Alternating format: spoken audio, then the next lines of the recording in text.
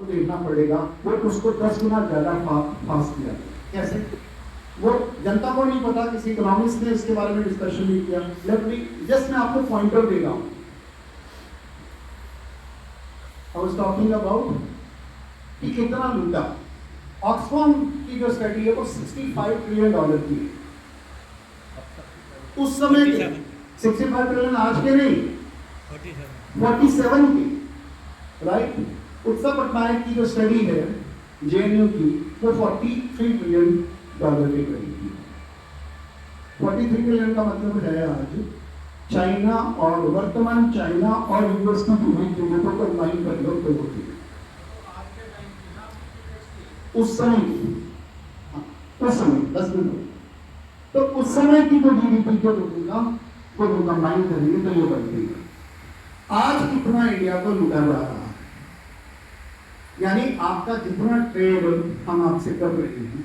अब आपने रिसेंटली कहा कि अभी मैं क्वांटम जंप कर रहा हूँ ताकि आप बीच में बहुत सारी चीज़ों को फिल कर पाएंगे, कनेक्ट कर पाएंगे। पहला काम है कि इंडिया और पाकिस्तान के बीच में युद्ध शुरू होता है और ट्रंप सीज़फायर डिक्लेयर कर देता है। तो ट्रंप ने मोदी साहब को क्या कहा? वाह, बड़ा स्पेकुलेशन है। दूसरी घटना है ट्रंप मोदी साहब को कहता है कि ये साइन कर लो, टैरिफ साइन कर लो, नहीं तो वो क्या है, नहीं तो जिसका नाम अपोज किया गया ना, डिस्कशन किया गया, वो क्या है ये। तो अचानक क्या होता है कि दुनिया में 3 वॉर एक साथ चल रही हैं। यूक्रेन वॉर, इजराइल वॉर गजा में, करेंसी वॉर, ईरान वॉर और इंडिया और पाकिस्तान की वॉर। और उसमें से 2 war with in the span of 1 month nuclear war होते होते रुकी है और ट्रंप सीज़फायर डिक्लेयर करता है। तो कौन है जो वॉर क्लियर स्टार्ट कर रहा है और कौन है जो वॉर रुकवा रहा है? और अचानक दुनिया की 3 वॉर रुक जाती हैं, तो ट्रंप का रोल क्या है?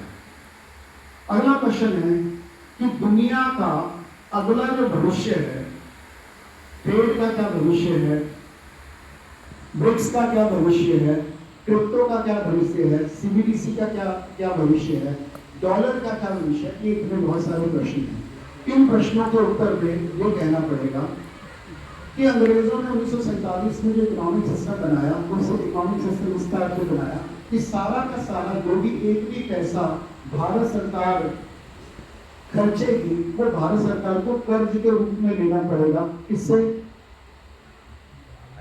आरबीआई से।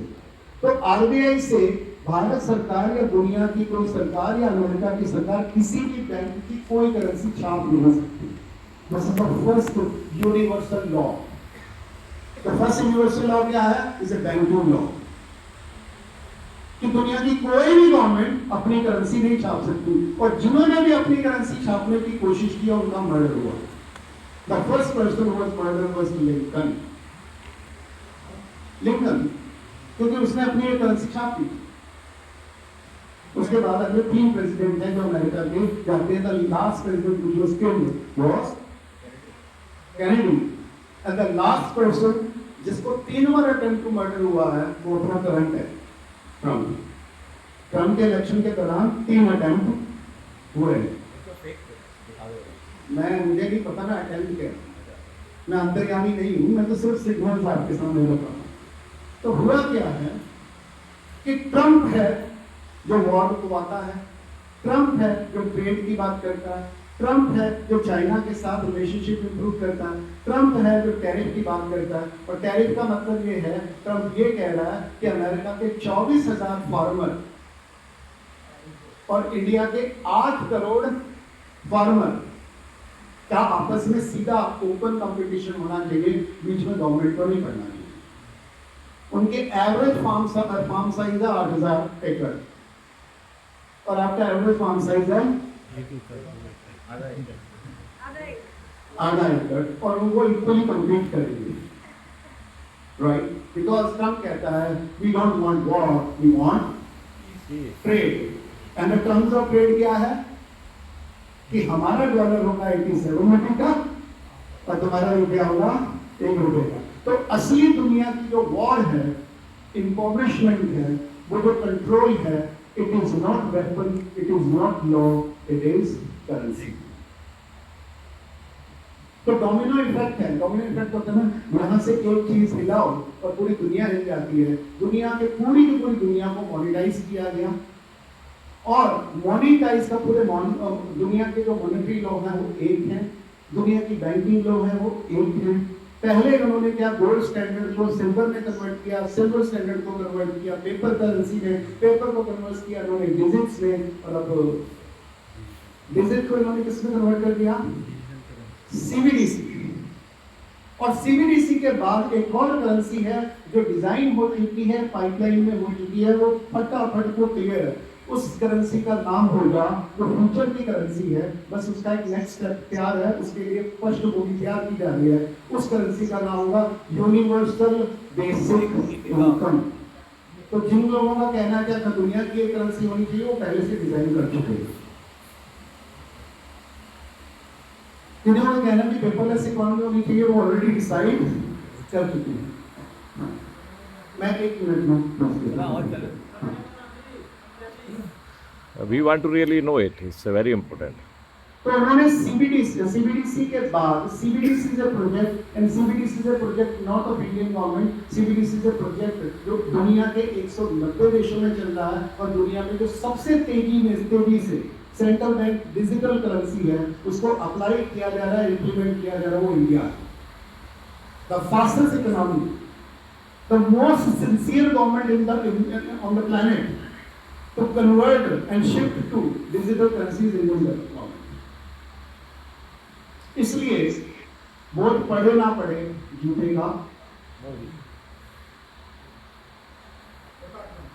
जिताएगा कौन?